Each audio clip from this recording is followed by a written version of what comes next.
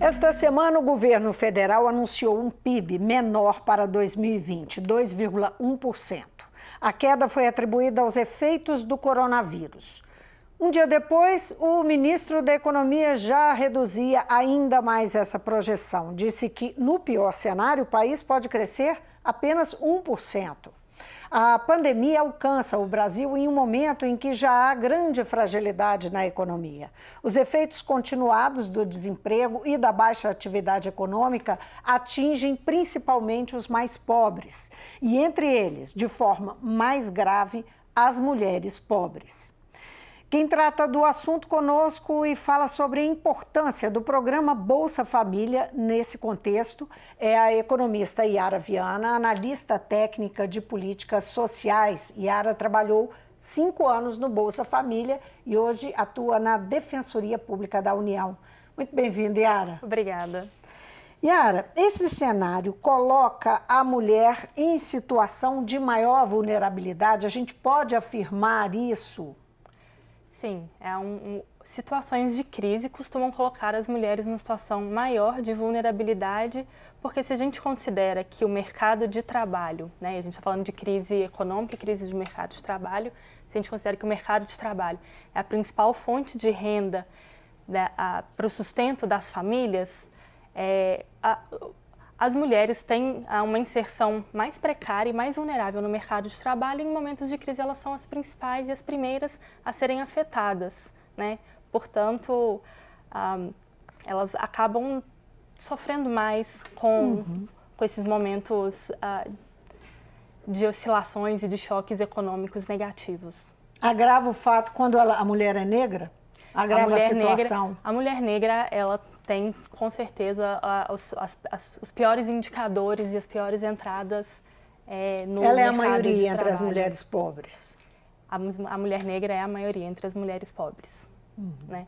A gente tem, falando da inserção da mulher no mercado de trabalho, devido a uma divisão social que existe de gênero de trabalho, né? A mulher acaba ficando mais focada no trabalho doméstico do que no trabalho produtivo no mercado de trabalho, que gera uma renda.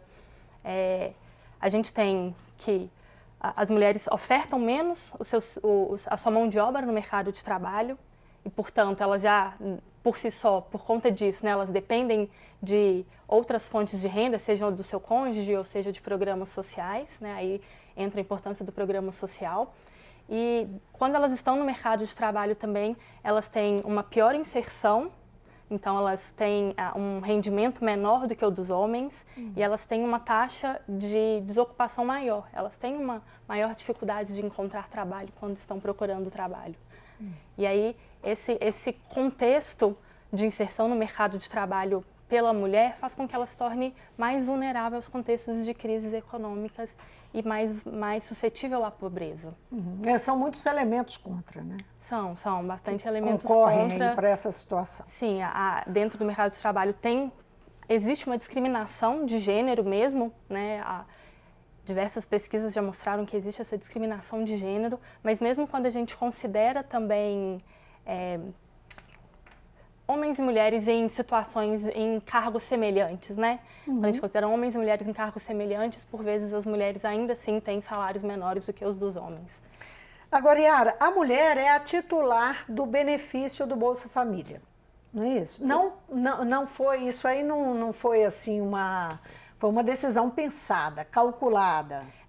Qual que é a importância do Bolsa Família num contexto de estar na mão das mulheres e num contexto como esse, um contexto de crise, que tem perspectiva de aprofundamento? São quantos milhões de pessoas beneficiadas hoje? São cerca de 40 milhões 13 milhões de famílias, cerca de 40 milhões de pessoas beneficiadas pelo programa Bolsa Família. Então, 13 milhões de brasileiras são as titulares desse benefício. Cerca de 90% desses 13 milhões é titularizado por mulheres. Né? A legislação do programa Bolsa Família, em sua redação original, ele já propôs que o benefício fosse preferencialmente pago às mulheres. Né? Não é uma obrigatoriedade, até porque existem famílias monoparentais masculinas, que não têm famílias Figura também, as famílias unipessoais também, por exemplo, os moradores de rua que não têm famílias, que é uma população majoritariamente masculina, né? Então a gente tem um percentual ali de homens que são titulares do benefício, mas cerca de mais de 90% é destinado às mulheres. A decisão, assim, a racionalidade por detrás da decisão de dar às mulheres a titularidade do benefício, ela é anterior ao programa Bolsa Família. O programa Bolsa Família, ele, entre diversas inovações, ele uniu vários programas de transferência de renda. É uma cesta, né? Dos programas de transferência de renda. E esses programas já tinham também em seus desenhos a titularidade feminina. Só lembrando que esses programas começaram ainda no governo tucano, do Fernando Henrique Cardoso, né? Foram anteriores a 2002. Esses programas de transferência de renda e que foram reunidos em 2004 pelo então presidente Lula, né? No Bolsa Família. No Bolsa Família, exato. E aí uniu-se esses programas de transferência de renda, criou-se, né, a inovação da gestão do programa Bolsa Família de transferência de renda condicionada e, enfim, aí surgiu a política. Condicionada, quando você diz condicionada a situação daquela família. Na verdade, e ao cumprimento de algumas regras. Isso, o condicional, na verdade, é porque ele é condicional ao cumprimento de alguns acordos, né? Que é para o recebimento do benefício. A família tem que, as crianças de 6 a 17 anos têm que cumprir uma frequência mínima escolar, as crianças têm que estar com o calendário de vacinação em dia e fazer um acompanhamento nutricional de peso e altura, e as mulheres grávidas elas têm que cumprir o protocolo de pré-natal. E isso é regiamente mantido, conferido, acompanhado, mesmo pós-governos petistas? Sim, atualmente mantém-se o acompanhamento das condicionalidades na educação. Mensalmente, cerca de 17 milhões de crianças e adolescentes, né, têm a sua frequência escolar coletada pelas escolas, pelas secretarias municipais, estaduais de educação, e isso é repassado para o Ministério, para a gestão do programa Bolsa Família, que vai fazer a gestão do programa, ele ver se foi cumprido ou se não foi cumprido. O mesmo acontece na área de saúde, né? As unidades básicas de saúde, quando fazem o acompanhamento dessas famílias, lançam no sistema que foi acompanhado, e aí depois a gestão do programa recebe todas essas informações e aí tem um processo que chama de repercussão, que é de repercutir no benefício se houve ou se não houve o cumprimento. Entendi. Agora, é interessante que muito se falou em transformar essa política de governo em política de Estado. Isso significa, legalmente, aquilo ali não ser só uma prática daquele governo, mas do Estado brasileiro em relação a essas populações carentes. Isso não aconteceu ainda, né? Volta e meia essa discussão volta, mas quando você diz que terminados os governos petistas, não é? que na verdade foi quem impulsionou, criou o Bolsa Família como se conhece, e impulsionou o programa, não é? E organizou o programa, ele permanece. Por que ele permanece? O que faz com que o Bolsa Família esteja, apesar, nós vamos chegar nos problemas, porque tem problemas, nós temos uma fila grande aí de novos benefícios, né? Mas por que você diz que esses critérios continuam sendo tratados com rigor, a implantação, o funcionamento, o que acontece? O programa Bolsa Família, desde a sua criação, ele foi criado por lei, né? Então, ele tem uma lei que rege o programa e tem um decreto presidencial que complementa essa legislação. Eu acho que o Brasil já amadureceu politicamente o suficiente para poder compreender qual que é a importância do programa Bolsa Família dentro de um país em que até a década de 90, né, meados da década de 90, final da década de 90, a mortalidade relacionada à fome era inaceitável, né? Então, o programa Bolsa Família veio como um dos objetivos do programa Bolsa Família, que é a segurança alimentar, né? O repassar este benefício para as famílias, garante à família uma segurança de renda, de que vai haver alimentos para a família. É um pão na mesa. Exatamente. Tem o mínimo ali para comer. Eu acho que politicamente o Brasil já amadureceu para poder compreender a importância desse programa para a população, para a dignidade humana, né? Renda mínima é um direito humano e, portanto, faz parte de um rol de direitos que geram dignidade humana. Você usou a expressão racionalidade para dizer por que decidiram escolher as mulheres na titularidade Sim. do benefício prioritariamente. Em que medida essa escolha influi na efetividade do Bolsa Sim, Família? A racionalidade por detrás dessa escolha, ela é um pouco... ela reforça, na verdade, uma divisão de gênero do trabalho. A racionalidade é de que as mulheres vão gastar melhor este recurso com a família. A mulher ela consegue fazer escolhas em prol das crianças e das famílias. As mulheres costumam dizer que esse benefício não é dela, o benefício é dos filhos, né? Não é um dinheiro dela, é um dinheiro dos filhos, né? Então, mas tem evidência de que é diferente? Homens e mulheres têm atitudes diferentes na gestão disso? As evidências mostram que sim, que as mulheres acabam tendo um gasto mais, que vai gerar um bem-estar maior para a família. Né? Então, essa é uma crítica a essa titularidade feminina do programa, né? Que acaba reforçando esse papel de cuidado que é das mulheres, né? Que não é compartilhado, que é tradicionalmente das mulheres. O papel de mulher cuidar dos filhos. Exato. E cuidar da casa, da gestão. Exato. Da casa. Mas essa foi a racionalidade por detrás, ou seja, escolheu-se dar a titularidade às mulheres, né? Entregar o dinheiro na mão das mulheres, porque elas fariam uma melhor utilização desse recurso. Mas a gente não pode negar que existem efeitos positivos disso, né?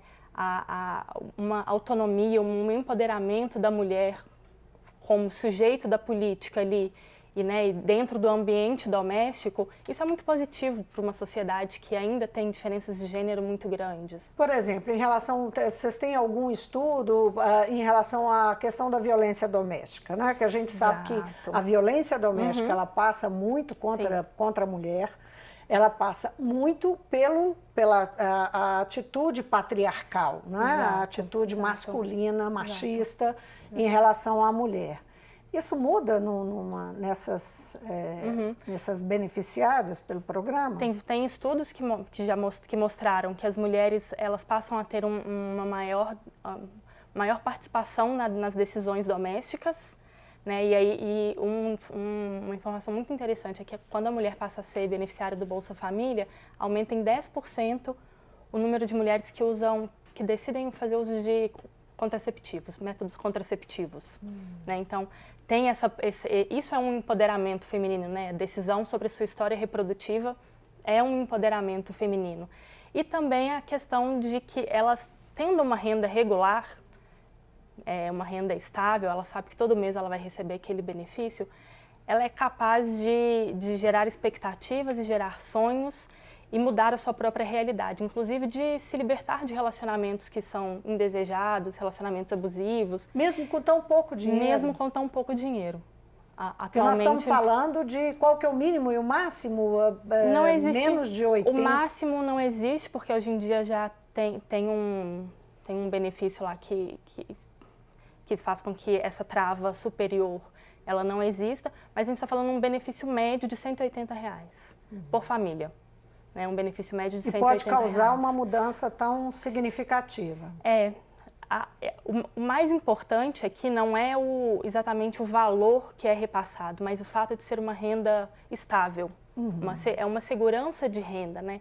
Segurança de renda é um direito humano exatamente porque ela traz possibilidades de alteração da própria história. Quando a família não fica mais tão preocupada de ter um mínimo, e a gente está falando de um mínimo mesmo, porque é R$180. Isso é pouco menos que 1/5 do salário mínimo. Pouco menos que 1/5 do salário mínimo.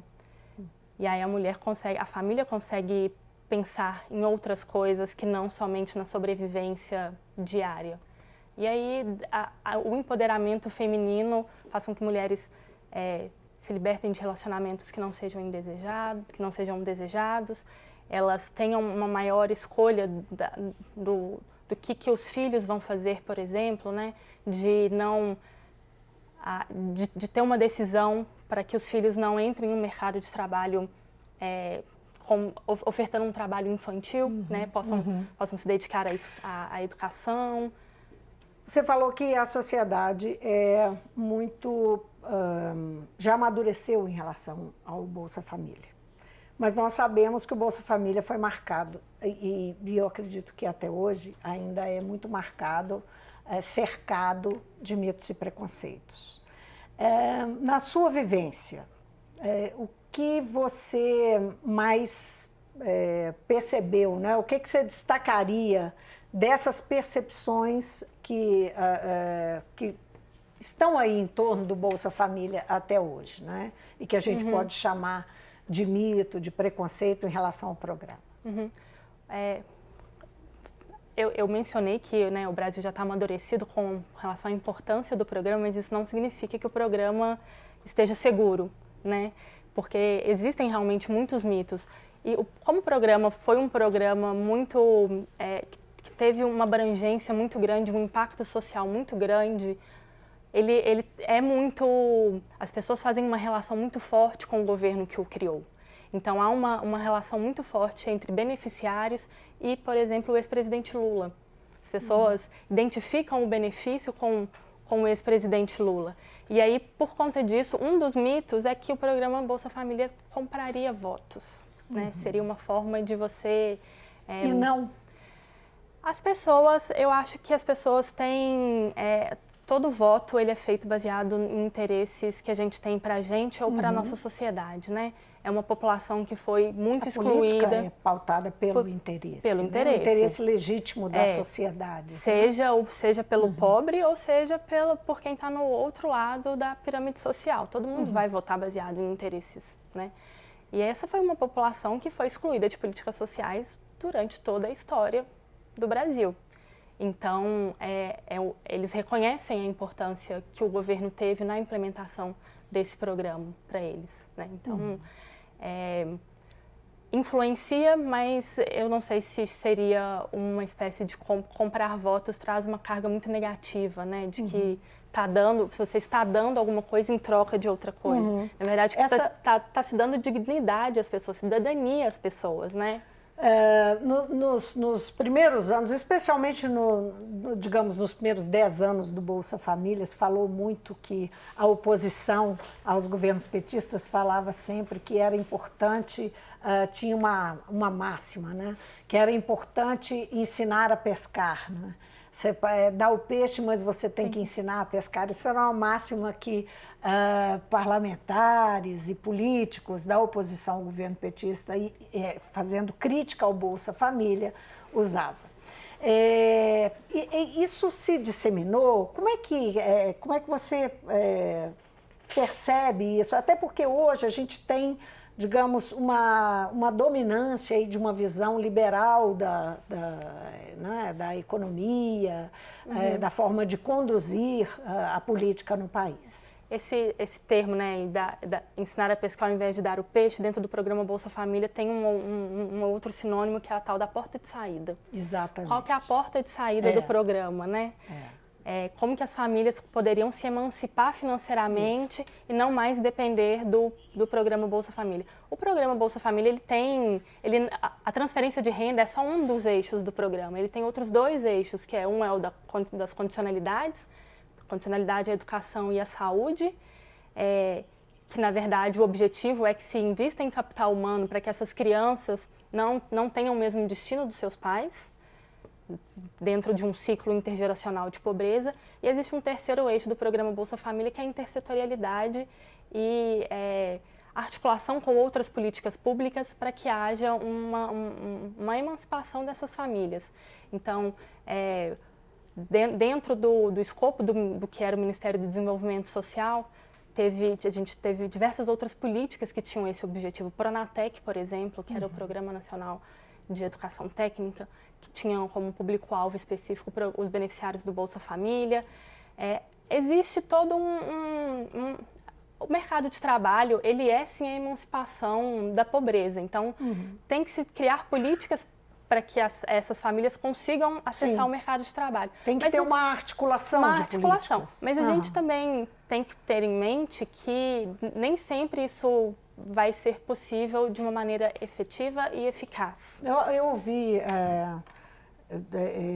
aqui nesse programa de um especialista no assunto que quando o Bolsa Família começou, havia gerações perdidas ali, não é? Que essas não adiantava ensinar a porta de saída. Essas pessoas não tinham mais condição de aprender. E a gente tem que pensar também no nosso contexto econômico do Brasil. Tem uma cidade no Piauí, que foi a cidade piloto do programa Bolsa Família, que é uma cidade de cerca de 10 mil habitantes, que tem 9 empregos formais. Praticamente toda a cidade é beneficiária do Bolsa Família, mas a cidade só tem 9 empregos formais. Como que você insere essa população no mercado de trabalho? O mercado de trabalho formal é o ideal, né? Agora, por outro lado, o quanto gera riqueza para o município essas famílias recebendo essa pequeniníssima renda? Exatamente. Isso é significativo para os municípios? Super significativo. O impacto sobre o PIB municipal já foi cientificamente comprovado por pesquisadores. Cada R$1 gasto pelo programa Bolsa Família gera cerca de R$2,8 no PIB do município, porque essas famílias, como são famílias com uma renda muito baixa, né, todo esse dinheiro é revertido em consumo. Todo esse dinheiro vira consumo. Então, desenvolve-se pequenos negócios, pequenas vendas, pequenas indústrias, especialmente na área alimentícia, voltada para essa população. Então, tem uma dinâmica econômica que é completamente dependente do programa Bolsa Família. Não é à toa que os governadores do Nordeste, né, estão super preocupados com essa fila do programa Bolsa Família. Pois é, uma fila de 1,5 milhão de famílias. Famílias, né? São 3,5 milhões de pessoas, a estimativa é essa. Né? E isso é enfim, as concessões estão paralisadas, elas não estão acontecendo. Não é isso? Isso. O governo alega que está reestruturando o programa. Como é que você vê a possibilidade disso estar acontecendo? O que de fato está movendo o governo? A gente está num momento de crise fiscal, então não se pode negar que também tem uma questão fiscal envolvida, porque 1 milhão a mais... Na verdade, não seria 1,5 milhão a mais de famílias no programa, porque o programa tem sempre gente saindo, né? Então, as pessoas estão saindo... Tem uma fila de 1,5 milhão de pessoas. Tem uma fila de 1,5 milhão de pessoas, mas tem gente... De famílias. De famílias, desculpa. Isso. Mas tem gente saindo do programa também e não está entrando tanta gente quanto deveria estar entrando. Há uma restrição orçamentária que a gente sabe, né, muito São forte no Brasil. Políticas.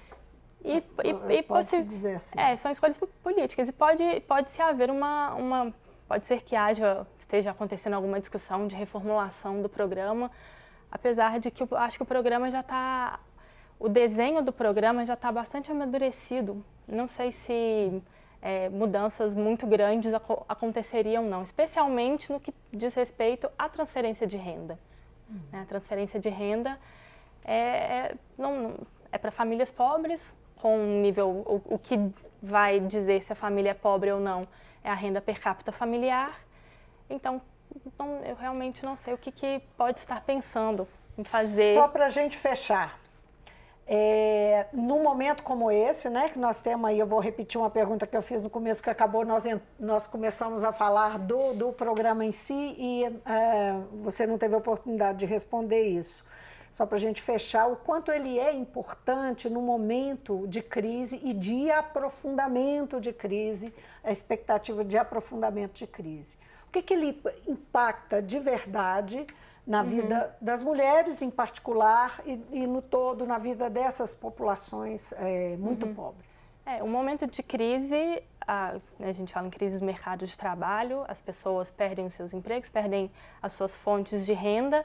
e caem numa situação de pobreza, e o programa Bolsa Família, ele tem como objetivo essa segurança de levar uma segurança de renda para essas famílias, né? Um mínimo para pelo menos se ter ali uma condição de alimentação e de manutenção da reprodução doméstica. É um valor muito baixo o programa Bolsa Família, no entanto, ele como complementação de renda, né? E quando as pessoas perdem os seus empregos, é muito comum que elas busquem um mercado informal, que a renda é muito variável, né? A renda é mais baixa do que no mercado formal de emprego. Essa renda acaba complementando e trazendo essas famílias essa segurança de que no mês que vem a gente vai ter pelo menos esse dinheiro, no mês seguinte. Pelo menos o pão. Pelo menos o pão. Yara, muitíssimo obrigada. Eu agradeço. Eu conversei com a economista Yara Viana. Ela é analista técnica de políticas sociais. Trabalhou 5 anos no Bolsa Família, conhece muito a gestão do Bolsa Família, a organização, como se dá, e conhece, sobretudo, a importância que tem para as mulheres pobres brasileiras, porque o Bolsa Família dá a titularidade, o programa dá a titularidade às mulheres preferencialmente. São elas que vão receber o dinheiro e, com isso, elas vão gerir esse dinheiro, ter a possibilidade de tomar decisões que muitas vezes são que elas não têm, que elas são impedidas de fazê-lo porque elas não têm o recurso financeiro. O Mundo Político fica por aqui. Se você quiser rever essa entrevista, é só acessar nosso site ou YouTube e para falar conosco, e-mail ou Twitter. Obrigada pela companhia. Até a próxima.